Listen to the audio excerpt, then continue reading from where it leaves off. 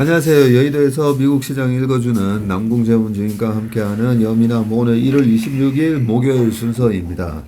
어제 미국장 시작할 때는 분위기가 좀 안 좋았어요. 네, 그렇습니다. 네, 한 새벽 1시까지도 마이너스 한 1% 넘는 하락을 다우 나스닥 다 이렇게 보였었는데 아침에 보니까 보합권으로 끝났더라고요. 네, 그렇습니다. 장 초반에 어제 그 마이크로소프트가 가이던스를 줬는데 컨센을 하회했고요. 이런 네. 영향의 기술주의 하락폭이 좀 크게 나타났었습니다. 마이크로소프트 같은 경우 장 초반에 뭐 한 4%씩 하락을 하기도 했었는데 네. 장 후반으로 가면서 시장이 좀 회복을 하면서 3대 지수가 혼조세로 마감했습니다. 다우가 0.03%, 러셀 2000이 0.25% 상승을 했습니다. 반면에 S&P 500은 마이너스 0.02%, 나스닥도 마이너스 0.18% 하락을 하면서 좀 혼조세로 마감을 했습니다. 왜 이런 현상이 일어날까 좀 생각을 해보면요. 그 빅스 인덱스 있잖아요. 네. 공포지수. 요즘 한 얼마 정도 하는지 아세요? 20 네, 맞아요. 20 정도. 20 네. 전후로 하는데 지금은 이제 20 밑으로 떨어져 있는 걸로 알고 있는데 한 19, 18 정도. 그동안에 이제 시장이 이렇게 반등을 함에도 불구하고 빅스 인덱스가 계속 높게 유지되고 있다는 말은 사람들이 조금 하락 쪽으로 많이 생각을 염려를 많이 한다는 거죠.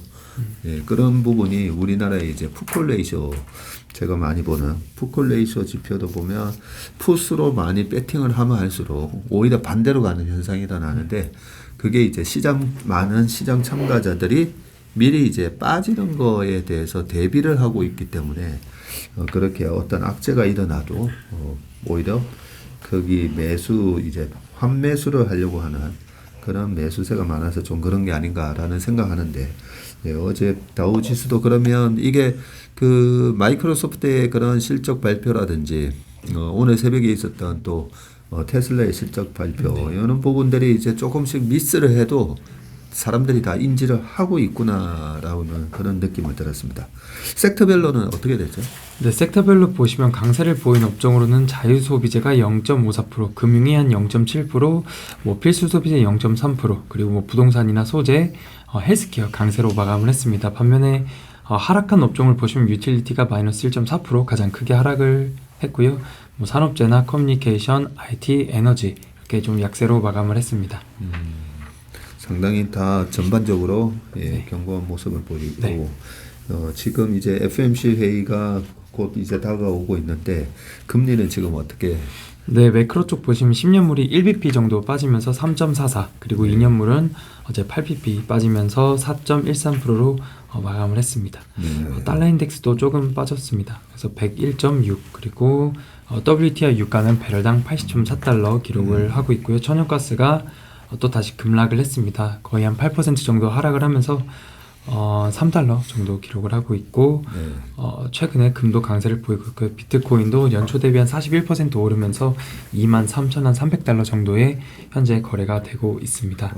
비트코인은 어제도 이제 올라서 23,300불 말씀하신 대로 YTD로 41%나 올랐네요. 그렇습니다.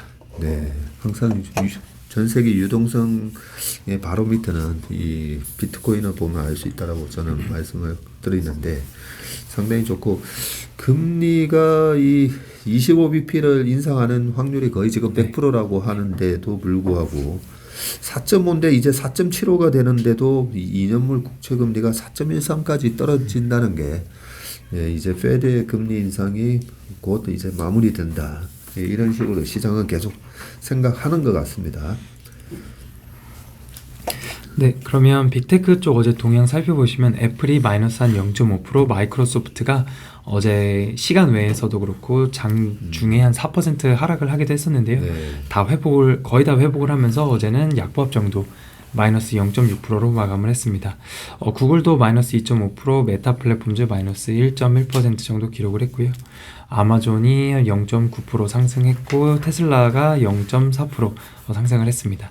그리고 엔비디아도 한 0.3%, 넷플릭스도 한 1.1% 올랐고요. 어제 필라델피아 반도체 지수가 강세 한 0.2% 정도 올랐는데 브로드컴이라든지 AMD 한 0.3%, 마이크론도 0.5% 오르면서 반도체 기업들은 좀 강보합 정도로 마감을 했습니다.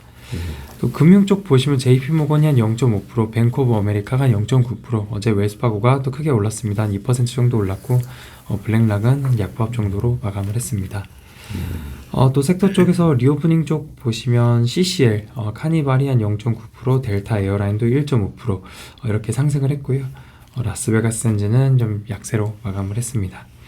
이외에 자동차 쪽도 보시면 내연기관차들 뭐 GM이나 포드 한 0.4% 정도씩 올랐는데 전기차 같은 경우 3% 넘게 오르면서 전기차 쪽이 좀 더 강세를 보였습니다.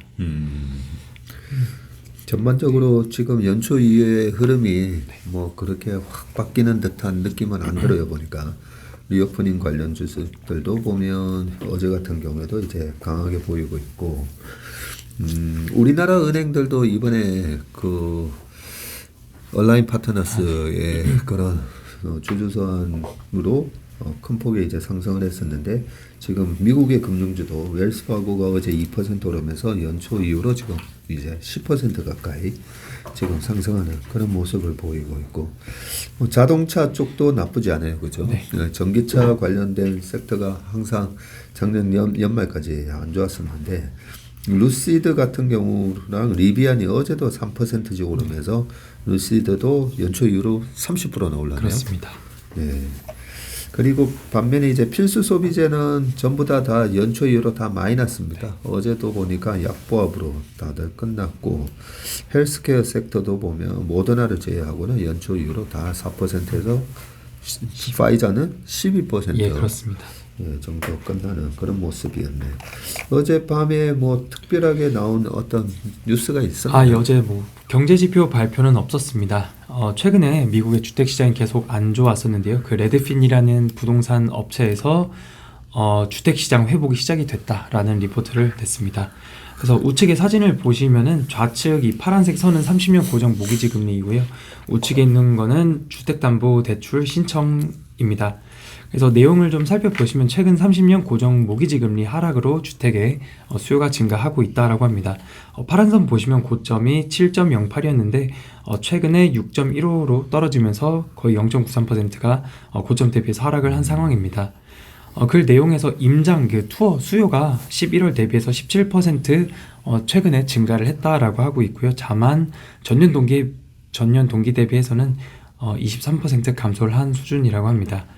그래서 주택 수요가 22년 초 최고치 대비해서 계속적으로 좀 하락 추세이기는 하지만 최근 들어서 좀 주택 매물이 빠르게 팔리고 있다라고 합니다. 그래서 지난해 말 11월, 12월보다도 현재 상황이 많이 개선이 되었다라고 하는데, 말씀드렸던 것처럼 30년 고정 모기지 금리가 좀 6.15%대까지 내려오면서 주택담보대출 신청률이 그 11월 대비해서 우측 사진의 빨간색 선입니다. 저점을 찍고 최근에 올라오면서 주택담보대출 신청이 11월 대비해서 28% 증가를 했다라고 합니다.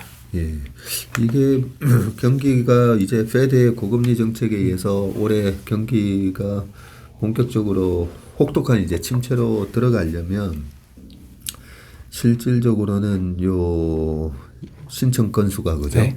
계속 이제 급감을 해야 되고, 그 급감을 하게 되는 이유가 이제 경기 침체로 인해서 실업률이 높아지고, 이 실업률이 높아지는데 뭔 집을 사겠어요, 그죠? 그러면서 계속 이제 악순환이 되면서 이게 더 빠져야 되는데 굉장히 긍정적인 시그널이라고 네. 저는 생각합니다.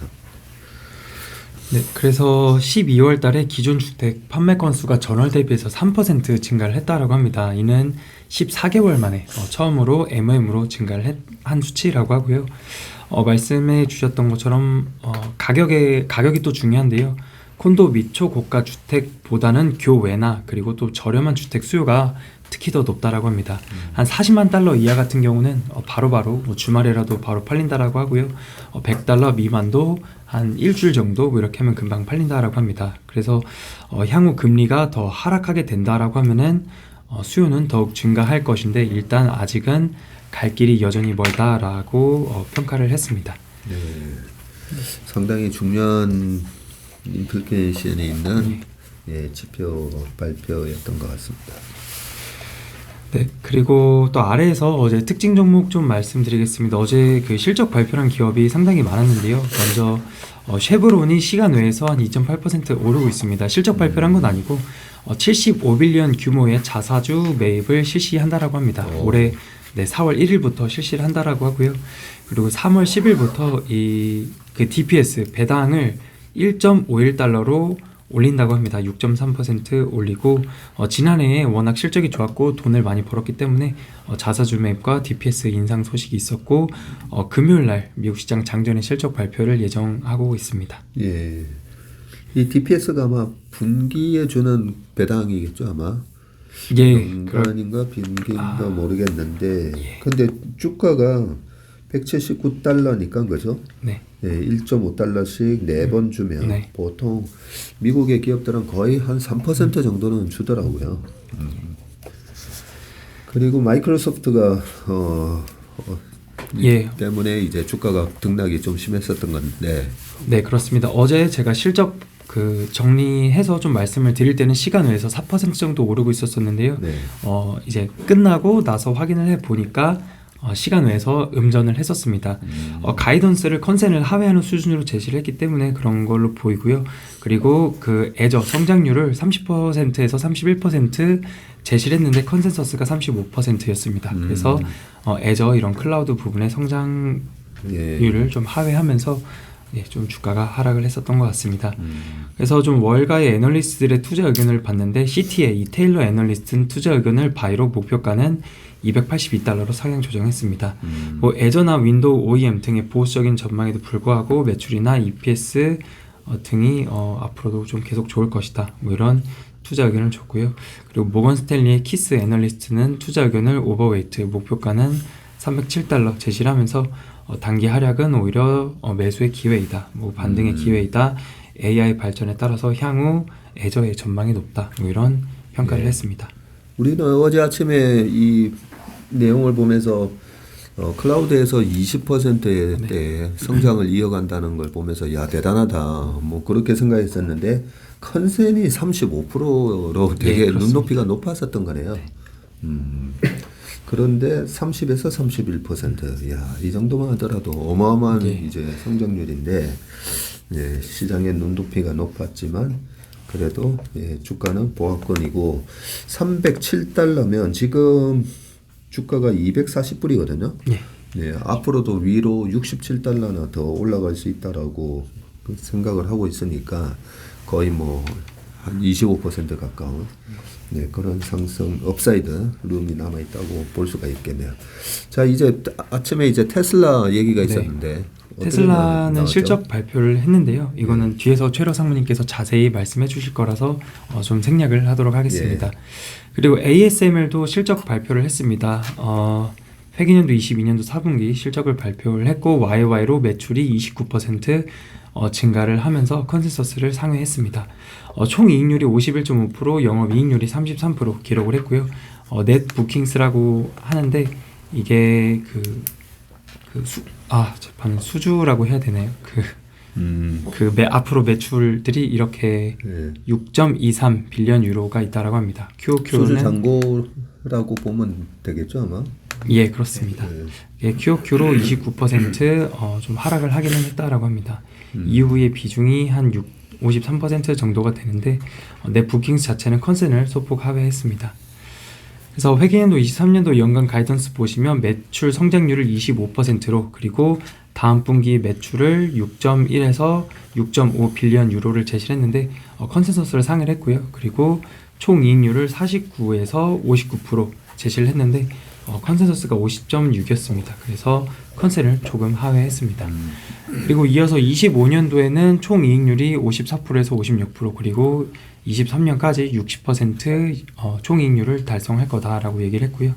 그리고 기업 코멘트 쪽 보시면 고객사가 반도체 재고를 낮추기 위해서 가동률을 낮추고 있다.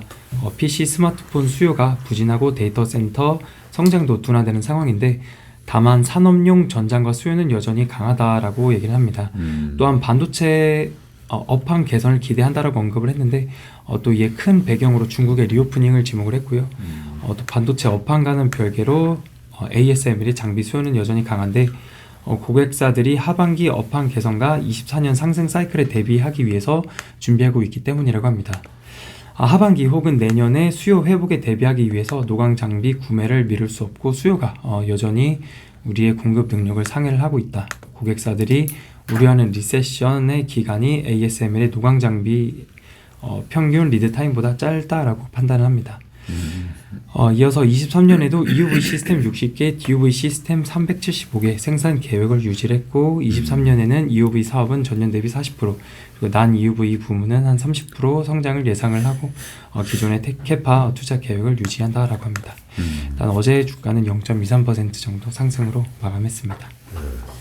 1년에 생산되는 EUV가 장비가 60개밖에 안 되네요. 그렇습니다. 네, 뭐 2천억이 넘는다는 부분인데 그 부분에 이제 TSMC랑 지금 삼성전자가 거의 압도쳐가고 있는 그런 모습을 보이고 있고 ASML 같은 회사가 그 작년 하반기에 제가 계속 대체 불가능한 제품을 만드는 명품 기업을 싸게 사는 기회로 잡으셔야 된다고 계속 말씀을 드리면서도 언급을 했던 회사인데 지금 3개월 동안에 40%나 올랐어요. 예, 그렇습니다. YTD로도 24% 정도. 그렇죠. 네. 네. 그래서 우리가 저희 회사도 계속 시장에 대한 걱정보다는 이렇게 밑에서 박앤세일하고 있는 그런 이런 명품 기업들을 어떤 프라이어리티가 있는 거니까 우선순위가 어떤 걸 먼저 잡을지 이런 부분은 이제 계속 고민을 하자라고 했었는데 역시나 이제 대체 불가한 제품을 만드는 이 ASML이 바닥 대비 지금 가장 빠르게 올라오고 있는 그런 모습을 보이고 있습니다. 또 기타 종목들 어떤 게 있습니까? 네, 티커가 LRCX입니다. 램 리서치라는 회사이고요. 네, 회계년도 23년도 2분기 실적을 발표를 했는데 매출액이 YY로 25% 증가를 했고요. EPS도 컨센서스를 상회했습니다. 총 이익률이 45%, 영업이익률이 32% 기록을 하면서 실적이 잘 나왔지만 다음 분기 가이던스를 제시를 했는데 가이던스가 컨센서스를 모두 하회하면서 현재 시간 내에서 한 3.5% 정도 하락을 하고 있습니다. 그리고 이어서 AT&T라는 통신회사인데 어제 6.6% 올랐습니다. 4분기 실적 내용 보시면은 매출액이 컨센을 하회했고요. EPS는 컨센서스를 상회를 했습니다. 이번 분기의 영업이익률이 23.8% 기록을 했는데 여기서 가입자 수가 상당히 잘 나왔습니다. 무선통신 후불제 순 가입자 수가 110만 명, 컨센서스가 100만 명을 상회했고요. 무선통신 휴대폰 관련 후불제 순 가입자 수가 65.6만 명, 컨센서스가 64만 명이었는데 순 가입자 수가 컨센서스를 모두 상회하면서 어제 주가가 좀 상당히 좋았었던 모습입니다. 그리고 또 가이던스를 줬는데 매출 성장률을 4%로 제시를 했습니다. 지난번에 버라이즌이 가이던스를 제공할 때 매출 성장률을 2.5%에서 4%를 제시를 했는데 버라이즌의 가이던스보다도 AT&T의 가이던스가 좀 더 좋다라고 시장에서 해석을 하는 것 같습니다. 그래서 어제 AT&T의 주가는 6.6% 상승을 했습니다. 네, 그렇군요. 네, 그리고 이어서 보잉도 실적 발표를 했습니다. 매출액이 한 21년 YY로 20% 증가를 했습니다. 근데 EPS가 마이너스 1.75달러 기록을 했는데 컨센서스를 하회를 했습니다. 근데 지난해 EPS가 마이너스 7.7이었기 때문에 지난해 대비해서도 크게 개선이 되었고요. 총 이익률 같은 경우도 마이너스 1.8%가 나왔는데 지난해에 총 이익률이 28.2%였습니다. 그래서 전년 동기 대비해서 크게 개선이 되는 모습이 나왔습니다. 이 회사에서 좀 잉여 현금 흐름에 대해서 얘기를 했었는데 3.5빌리언 YY로 383% 증가를 했고요. 이번 분기에 152대의 상업용 비행기를 인도를 했고 375대의 수주를 받았다. 그리고 737 기종을 월에 31대 생산할 수 있는 캐파를 가지고 있다라고 합니다. 그래서 이 항공기별 비즈니스 브레이크다운은 참고해 주시면 되겠고요. 수주 잔고로는 404빌리언 달러가 수주 잔고로 잡혀 있는데 이는 약 상업용 비행기 4,500대 수준이라고 합니다. 올해 연간 가이던스로는 잉여 현금 흐름을 3빌리언에서 5빌리언, 컨센서스 4빌리언을 상회를 했고요.